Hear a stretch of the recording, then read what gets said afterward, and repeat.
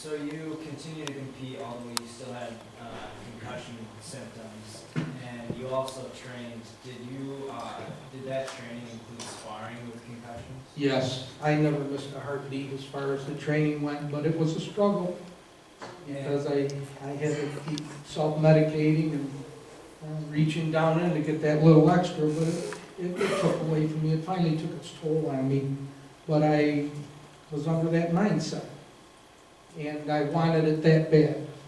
Did you find that your sparring also contributed to further symptoms? Yes, absolutely. Your head is, excuse me, your brain is on a stem.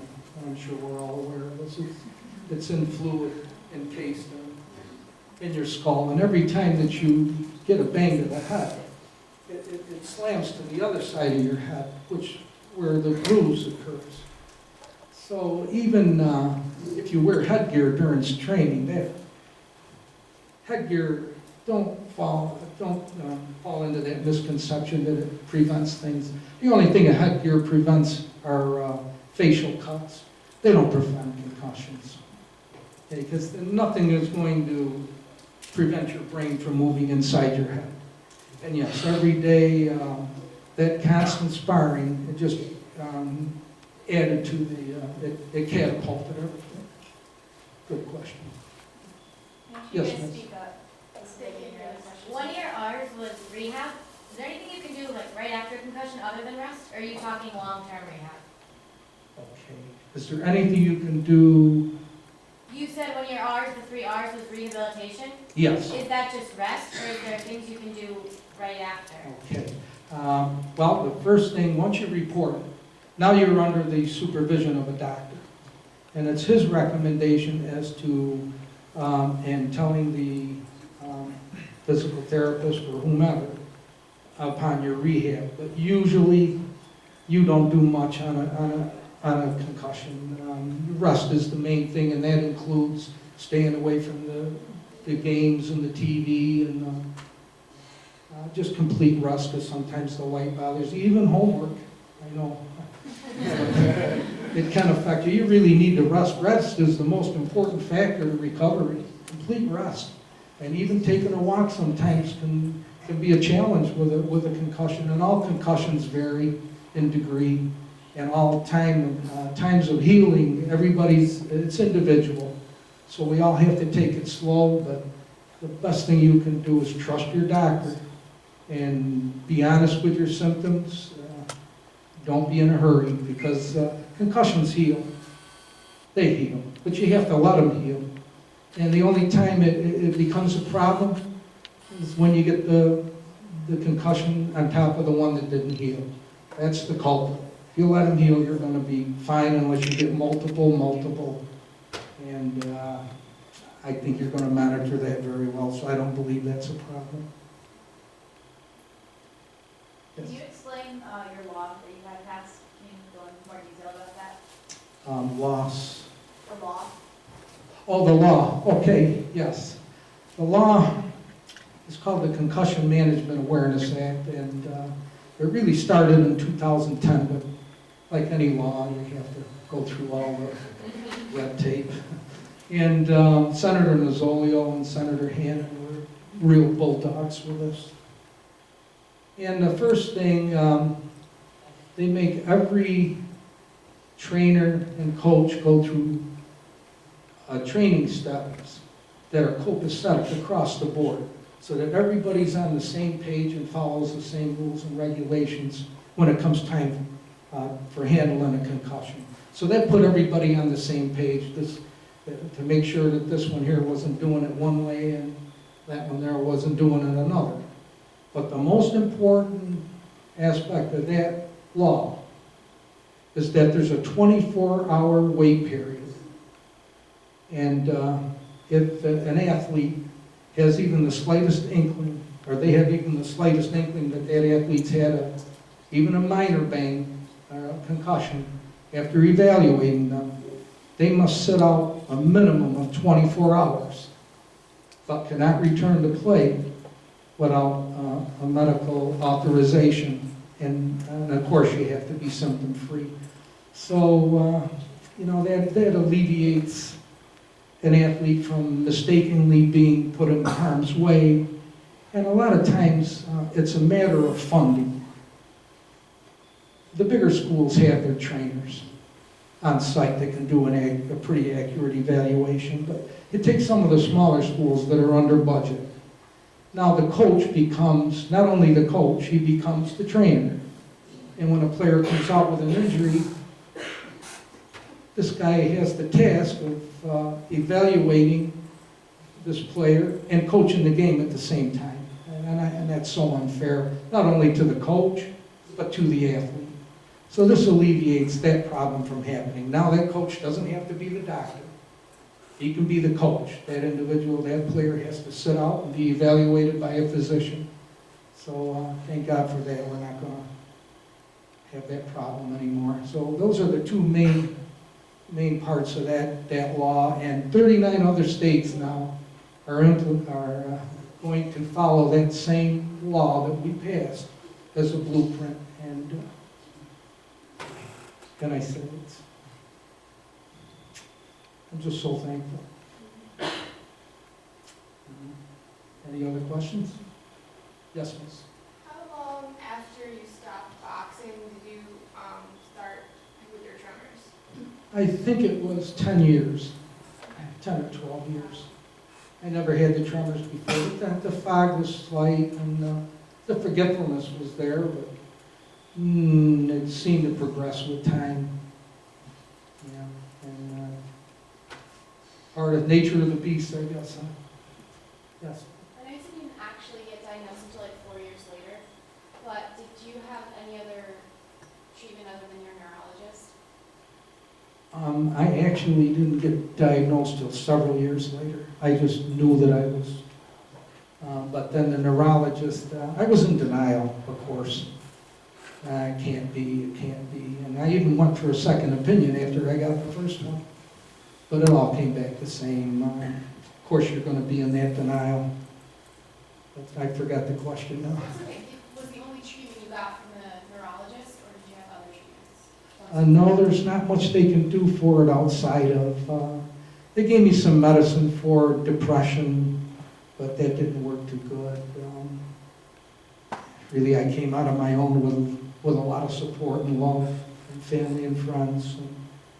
The tremors, they put me on ropinirole and gabapentin, and that helps a lot. But if you take, for instance, a night like tonight, for me to be more audible, because that medicine makes you a little more drowsy. So I have to cut back on that, which makes the tremors a little bit more exaggerated. But, you know, to make things happen, you learn how to adapt. And am I getting off base here? I normally do that. I hope I answered your question. Yes, miss? Was concussion awareness just not prevalent back then when you were boxing? Because I feel like after you get a first hit, or if any athlete gets a first hit, they're kind of screened for that. I don't know if it just wasn't as prevalent back then. Back then we had a thing called the tough guy mentality. And that really irks me today when I see it, because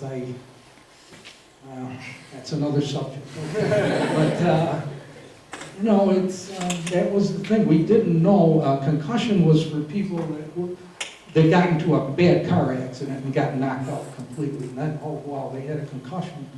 They didn't realize that concussions, you don't have to be knocked unconscious. And with me being very durable, that was one of my attributes. It turned out to be my worst enemy, because I took a lot of pounding and didn't realize that I was getting this and thought it was all part of the game, especially the old timers telling me, you know, you have to gut it up, it's part of the game, because they did. But again, they just didn't know any better. They were trying to just get me to the top. So, yeah, we just didn't know, but we know now. So it's not going to happen anymore. That tough guy mentality is, we got to get on top of that and frown on it pretty hard. That's the culprit. Are you able to, what kind of physical activity or exercise do you do now? Absolutely none. It's very dangerous for me to do. If I lift weights, if I lose feeling or the tremors, I run the risk of dropping the bar on me. What I do now is I take a walk, but sometimes, you know, that has to be supervised because I have a tendency sometimes to lose track of traffic. You know, that can be pretty hard on you. But exercise, I watch what I eat, but mostly walks and things of that nature. Yeah, and I've stayed in pretty good shape because the conditioning that I went through has really stayed with me. So I got a little bit of a blessing there, I guess. Yes, sir. Did you stay involved with boxing at all afterwards, like training any boxers? No, I am so far removed from the sport, but I don't have any negative feelings. I endorse anybody that wants to play any sport, even boxing. The trick is, or the key, if you get your bell rung, I don't care what sport you play, you have to address it. You're going to be fine. But no, even my career, when I threw everything out, I don't even like talking about it. Not that I'm sour with it, but it's behind me now, and you know, thank God for, what do they call it, microfilm. I guess if you want to go back, you can sit there and read it. But right now, what's important for me is to stay focused on the message, and that's pretty much where I am, because right now focus is very important for me. When dementia, the slightest things get you off track, and it's so hard to get back on, and it progresses. You know, right now I'm capable of doing these things, but I don't know what tomorrow is. And I had a gentleman say to me, Ray, what are you in such a hurry for? You're always in a hurry with these things. You never turn anybody down. And I always tell him, look, I don't know what tomorrow brings, and I want to get the word out as much as I can right now while I can. So yeah, you're right, I'm in a hurry. Just get out of my way.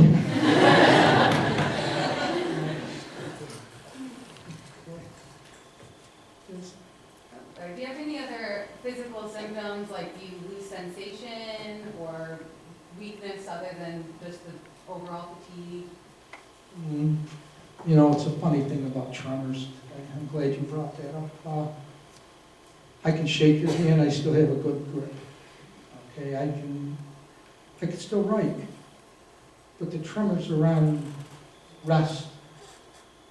Or if I want to stop and grab, I can do that. But the tremors are there, and usually upon rest. And what else did you? Numbness. Sometimes, yes, you feel loose feeling. And what other symptoms? Like weakness other than the overall fatigue? No, I'm still fairly strong, but I'll battle it. That's all. Yes. Oh, you mentioned the use of like baseline or screening concussion testing, kind of like preseason. Mm-hmm. And I just wondered your thoughts on that and using it more in a college and also high school population, and when that should start being done. Okay, a baseline concussion test is a great test. That measures your mental functioning and your hand-eye coordination with a computer before the season starts. Now, what happens is this test is gone back to, should you have a concussion? Now, when you retake that test post-concussion, that's going to tell where you're at as far as getting back to normal. But here's the catch. We go back to honesty. And I don't care, that word, you'll never go wrong with that word. I don't care what you use it as, honest in anything. But especially in that situation, I've had a lot of athletes, after they hear my talk, they'll come up and tell me, look, I laid back on that concussion preseason test so that if I got a concussion, I'd be right at that level where I wouldn't have to miss a game. I'd be almost there. But after they heard the talk and realized the repercussions, now they wanted that test to work for them. Well, again, when you start messing around with the test and not being honest with your answers, you're messing up the parallels that they go to measure where you're at. And I think that's a great test, but we all go back to honesty. And if you're totally honest, that test is pretty tough. But again, back to honesty. I missed somebody here. Does your neurologist just monitor your medications, or does she do any other physical treatment for you? Well, believe it or not, yes, the medicines help the tremors, and my family support is so instrumental. But being here tonight is probably the best therapy that keeps me fighting. So, yeah, this is part of the medicine right here. And it's a heavy dose, and I appreciate it very much. As like 2B physical therapists who might be working with people post-concussive, what is the best way to like discuss with them, like if they're trying to return to sport, like how do we keep them motivated to like rehab themselves? Just being like honest about the symptoms that they can get, or like how should we discuss that with them? Okay, usually that's within. And you can usually tell how aggressive somebody may be. And even through conversation, you have to be a little bit coy. And then you have to see what they might be willing to risk. You take somebody like me, you're going to have to be real careful with them. Somebody else that's thinking level-headedly, you can pretty much take them for their word. But mostly, I think talking with a concussion, conversation, and support, you can't beat that therapy. Because again, they run through those stages, and it has nothing to do with physical. It's upstairs, and that support goes a long way. Again, now, did I cover that? I lose where I'm going with it, but I'm going to try to make sure I get to the answer. Did I get that for you? Yeah. Okay, thank you. Yes? I'm just curious, you described a lot of symptoms and a lot of things that it seemed like loss of balance and things like that, and the tremors. Those seem like issues that could be dealt with by a physical therapist or an occupational therapist, so I'm just wondering if you've ever been referred to either therapy. What I have, it has been suggested to me, but I feel I'm at this point that I'm pretty much, if I get to another point, I may have to. But boy, that's a tough one for me to answer. I'm living in that denial again. But I think sometimes it's, it was determination and resiliency that got me into trouble. But it's the determination and resiliency that's probably going to help me stay, keep me going. So, but I have my wife Patty here. Well, I was just going to say that he does stiffen up some, and the doctor did say that when he gets to a certain point, that she will probably refer him on for some physical therapy for the stiffness, because, it can get worse. But right now, he seems to be pretty limber enough where he can get around, but there will come a time, I'm sure, when he'll have to, seek out some physical therapy for that. Thank you. Are all of you familiar with Reggie Jackson? Do you remember who he was? He had a famous quote, and he said to, I think it was Thurman Munson, he told George Steinbrenner that he was the straw that stirred the drink. That's my right hand. She tells me when I'm, so I depend on her. I tell you, without that, I'd be in trouble. I don't make as much as Thurman Munson made, but... But she pays more of a price. Yes. As far as return to sport after that concussion, you said it was once symptoms are gone. Is that, right away, like the next day after symptoms are gone? Would you recommend waiting longer? Or? I like that question. Okay, again, we go back to everybody's individual, because we really don't know how, the recuperative powers are. But just because you're symptom-free doesn't mean you run right back in. Everything has to start out slow. Even as a boxer, everybody thinks you just jump in the ring, and no, that's not how it works. You start out by doing calisthenics and speed bag and a heavy bag. You ease your way into the sport, and the same with an injury. I guess it's no different than an ACL. Just after you get, what is it, with an ACL or even a broken arm, once you get the cast off, you don't go full bore. You start rehabbing nice and slow. But at the slightest, your body is the judge there. That's where you have to be honest. Even the slightest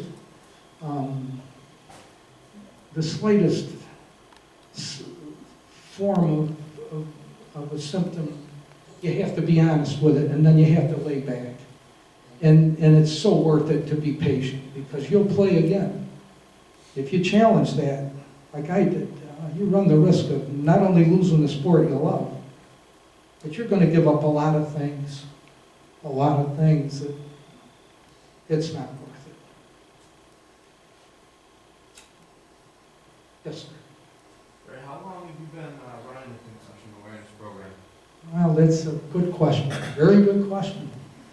I've been after this for a long time. And for years, they dispelled me as a punch-drunk boxer. The attitude was, you're the lower end. And I'm just being honest with you here. And they said, well, you deserved it. You know, boxers, you know, punishment, that's to the head. You got what you had coming. And they didn't really want to listen to much of that. But all of a sudden, and I don't mean to be demeaning here, so please don't take it that way. The NFL started to get symptoms. And the NHL, the hockey league, started to get them. Well, now that's considered the higher end. They're the more elite athletes. And so now the attention started going that way, because in boxing, there's no college sports. There aren't any of that hoopla. So, of course, the higher end started to get it. Now they started to look at it. And I started to get calls back, especially on what I was telling them. It's not the concussion, it's the concussion on top of the concussion that's really the culprit here. And they started to look at that and started seeing how, yeah, maybe we're sending these guys back in a little too early.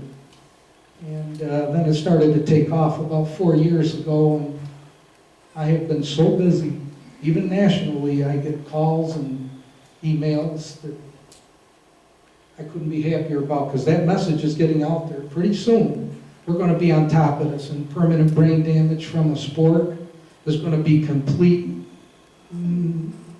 should I say, it's going to be complete knowing negligence. If you do it, it's because you're going to spite what you know, not what you didn't know. And I think we're getting rid of that tough guy mentality. So we're getting there. All the research in the world, you don't need any research. What you have to know is, if you get your bell rung, take care of it. And you don't need anything else. But that's my opinion. Can you guys hear us? Yep. Does anyone over there have questions? Go ahead, Dexter. Questions? Yep. Does everybody have questions? I know you might need to speak over all of you, it's too crowded. I think we're good. We're waiting around. Can you hear me? Yes, I can. Yes. Who is it that takes that concussion class? I wasn't sure if you said or not. Is it athletic trainers at the schools, or is it all the coaches? She wants to know who is like administering and participating in the screening. No, she wants to know who takes this class. Who takes the course? I think you mentioned Oh, okay. Athletic trainers at the high schools and junior leagues, and the coaches. Anybody affiliated with an evaluation on the spot. And so they are required every 2 years to have the same training. And within that 2 years, it could be updated. But again, it guarantees that it's copacetic across the board. Everybody's on the same page, and that's very important. Keeps everybody somewhat honest, I guess. Thank you. Yeah, it's, anybody else? Yes, sir. Yes. How did you figure I out? had a question.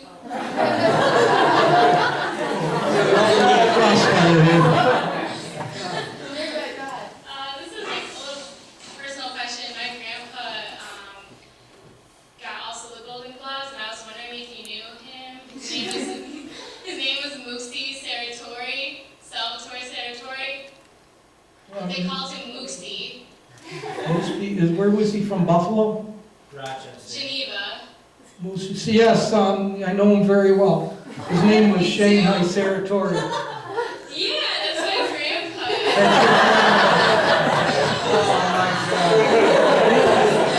He won the Golden Gloves also, so I was hoping that you would know him. And I'm very close to my grandpa, but he passed away. Yes, he did.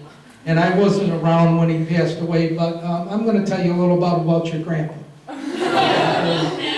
He was a very rugged guy, but gentle as a lamb. Okay, and it's very heartfelt for me because he used to try to give me advice. Well, he did. He gave me a lot of advice growing up as a kid. And he said, you know, Ray, you got some talent here. And I don't want to see you go wrong. And, you know, son of a gun, once in a while, I used to pay, you know, I tried to stay focused. I would never look at a crowd. I mean, it was part of my focus. But somehow, he'd always catch the corner of my eye in Buffalo. I'd catch him and Uncle Richard, his son, sitting out in the stands. And son of a gun, as short as he was, he'd be standing up yelling all the time. I always took his advice, and he never let me wrong. He never did me wrong. He mentioned your name too, so I remember him saying, like, talking about Ray also. So I thought that was you. So Yeah, that was me. You know, he always used to get me ready. He said, you know, Ray, on the next level, you won't be able to get around with muscle and get away with muscle in these guys. And he actually taught me to hook off the jab. And it was, now, Grandpa, I'm so glad you're here tonight. And I get a little sentimental, so I got to kind of fight it back. God bless you. You made my night. You made my night so much. Thank you so much. Oh, thank you. And, you know, I'm going to talk to him tonight. Don't worry. I'm not his granddaughter. Oh, boy. He would have been so happy that I met you. Make sure you give Stephanie an address, and I'm going to mail you a picture. I want to write a little note on it. Oh, Okay, thank and that would mean a lot to me. And, that would mean a lot to me and my family also, so thank you. oh, thank you. And, you know, this is the tough part about all of this. I find this everywhere I go, and it's really nice. Well, one thing athletes have to learn about competition. When you're on the way up, they're all with you. But when you start sliding, it can get to be a lonely road. So you want to make sure that your focus is right, and make sure that not everything's put in one basket.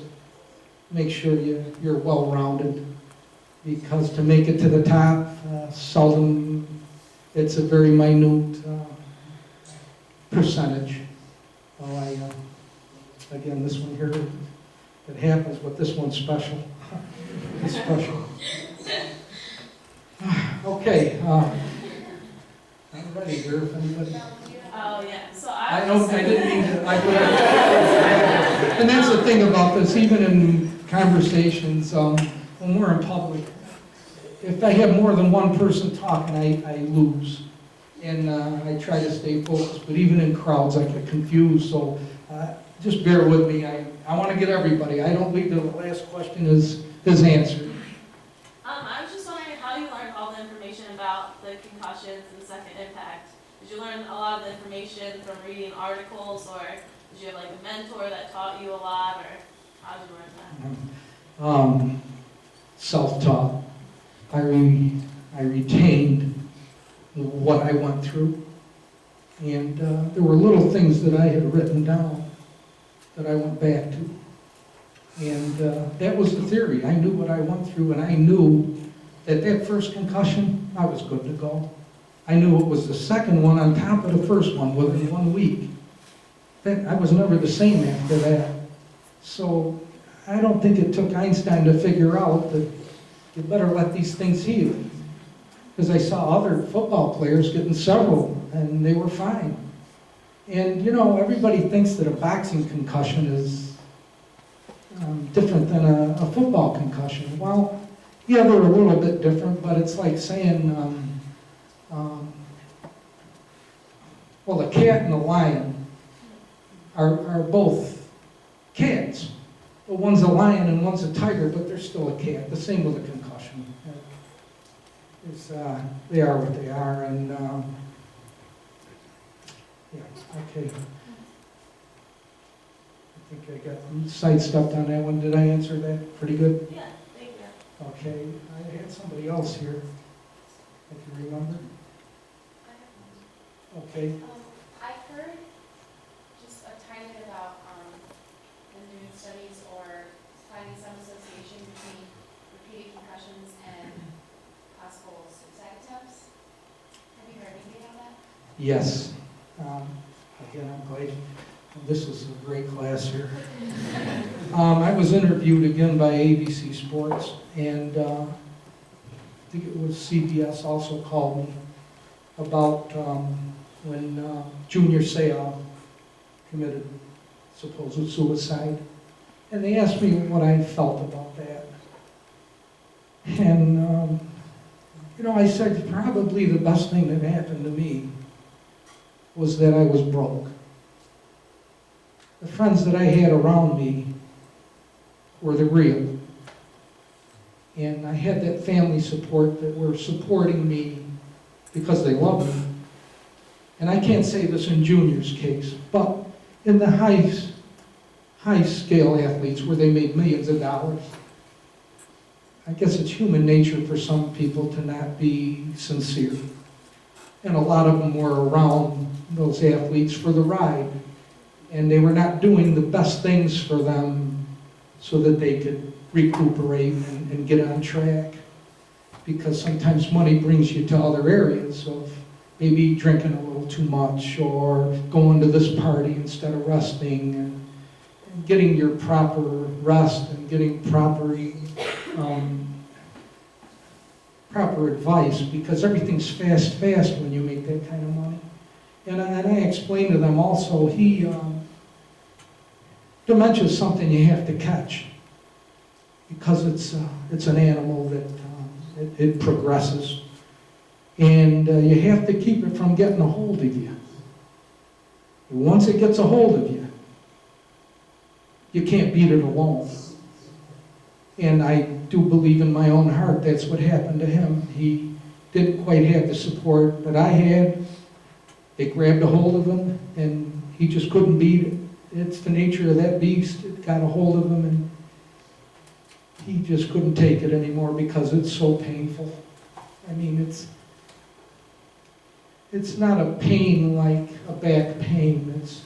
It's a demoralizing pain, especially a hip structure. There's somebody that's been really, really physical their whole life and very self-dependent, and all of a sudden now you're becoming dependent, and you're forgetting things, and you're stumbling, and I guess the main thing is forgetting. It's just very demoralizing. So I think that's what happened to him, and we had a long talk about that. And another thing they addressed was a lot of these lawsuits with the NFL.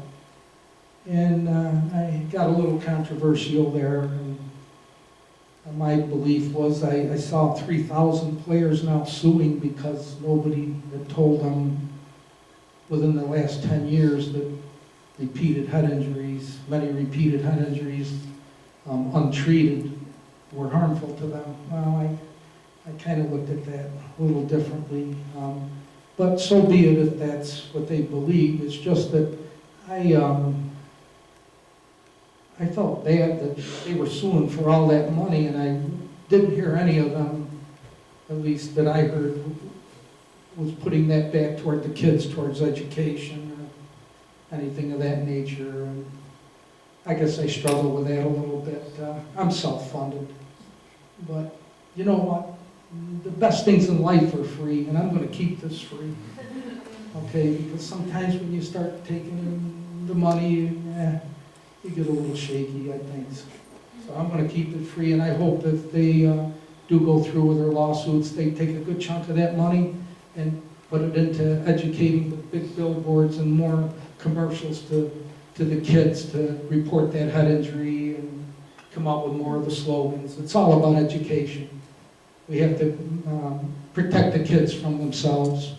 And also we have to get some of these coaches to kind of lose this tough guy mentality, and we're going to be fine. We're gaining on it. We're going to get there.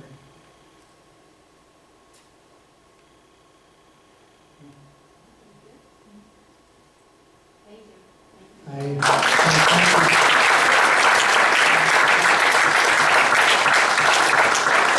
This time I'd like to ask Stephanie, and here we go. Wait, before you do that, we have something from our class to give you too. Ithaca, you guys are good if you want to go to Mooney's now.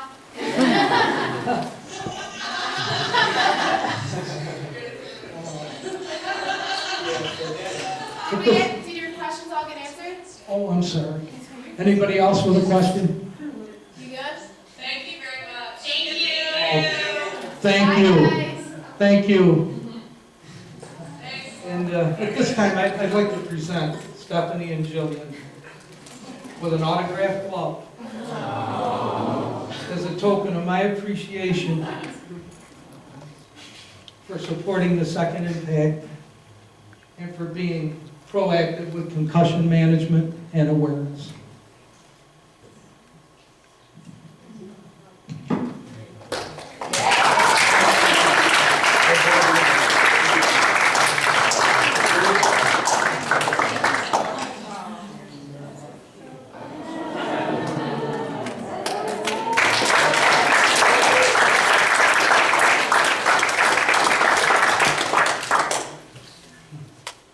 Because you're self-funded and we've got a little something. We're poor college kids, but just to say thank you. So you remember us, that's all. I'll never forget you. Just I hope you've taken something away from today that'll help you to prevent just one from going through a lifetime of misery. And sometimes I have the schools that say to me, I don't know how big the crowd will be. Luckily, they've been huge. But you know, I always tell them, look, I don't care if you have one. If I can get to them, I'll walk 100 miles to get to them. Right, open your gift. If any of you guys, if there are any of you guys here ever are interested in coming somewhere else, maybe at home or whatever, just let me know because I have all the info. Yes, if you know any schools, I book them every day, and that's what keeps me ticking. Wow, that's really nice. Isn't it? It's really original. Well, hold it up so I can get a picture of it. Thanks. Great. Okay. Bye, guys. Bye. Thank you. Thank you. What's that? Take a picture down here. Take it what? Take one now. There we go. Also, we're the candies. I want to take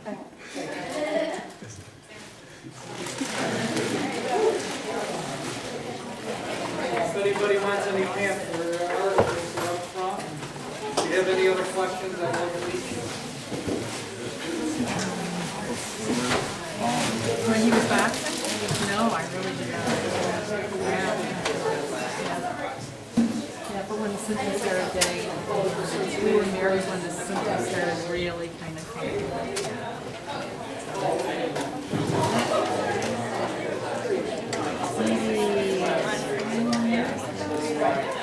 Oh, longer than that, because he's been retired for quite a while. Our daughter is 32, so she was in high school.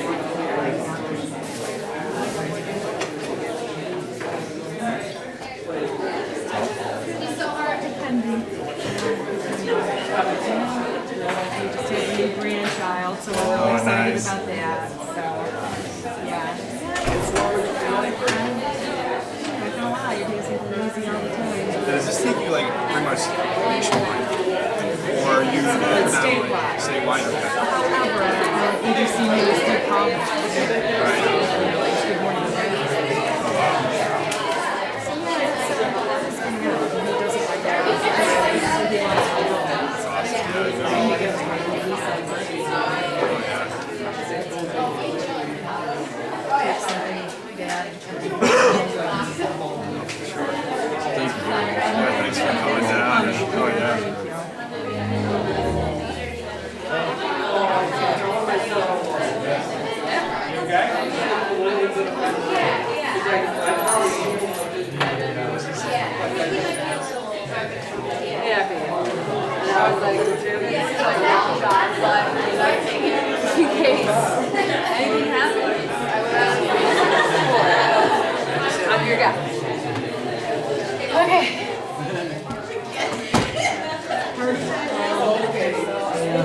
I'm really hot.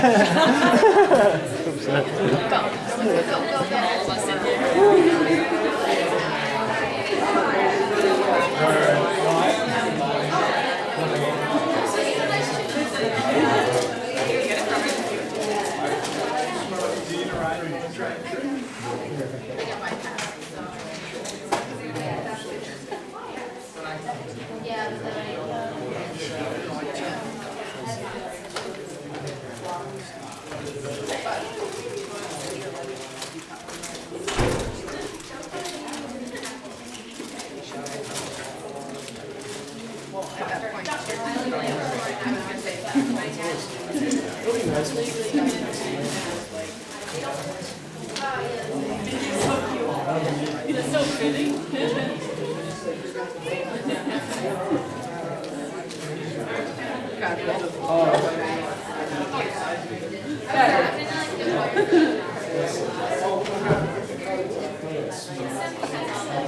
Yeah, did you get the card? So what, a card? Card? You set the card, Joe? There should be in the. Oh, I got it. Absolutely.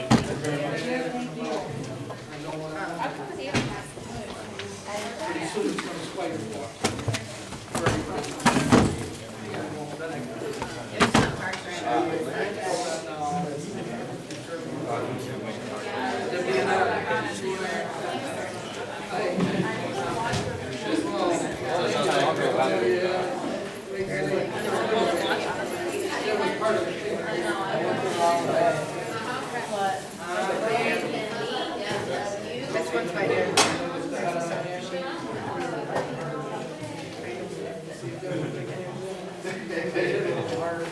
My name is Lance. How are you?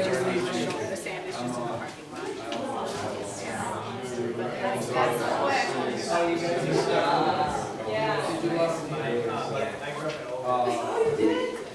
the beginning, no, because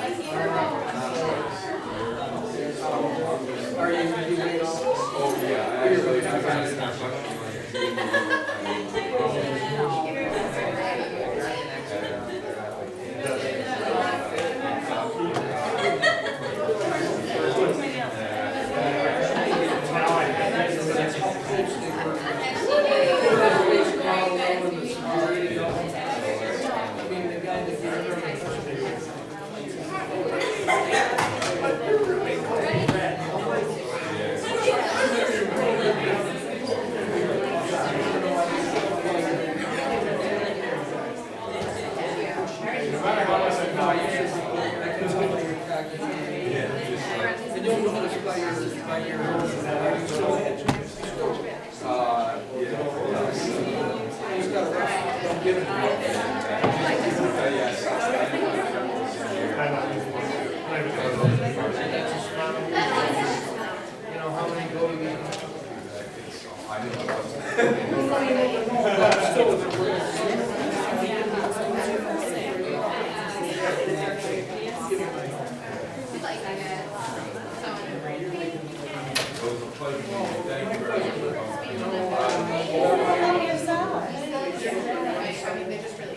you were saying,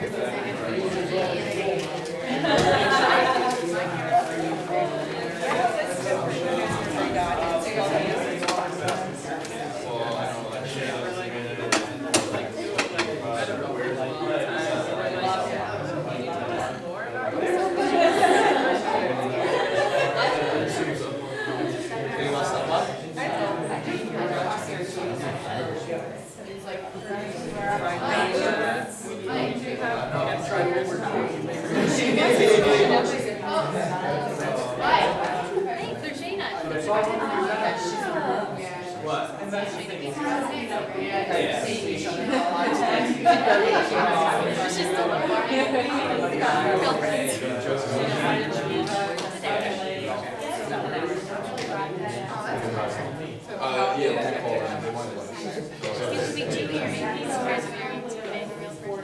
Yeah, gave it to Jillian. Yeah, we do. Yeah, I gave it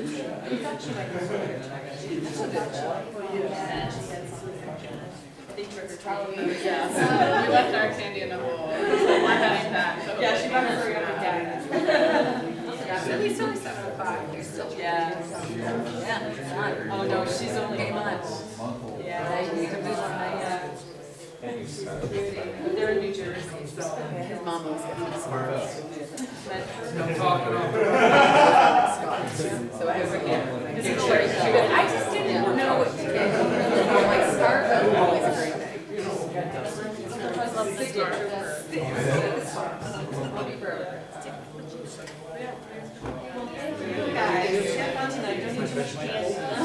I can't guarantee it. No, I was saying we can take any more trick or treaters.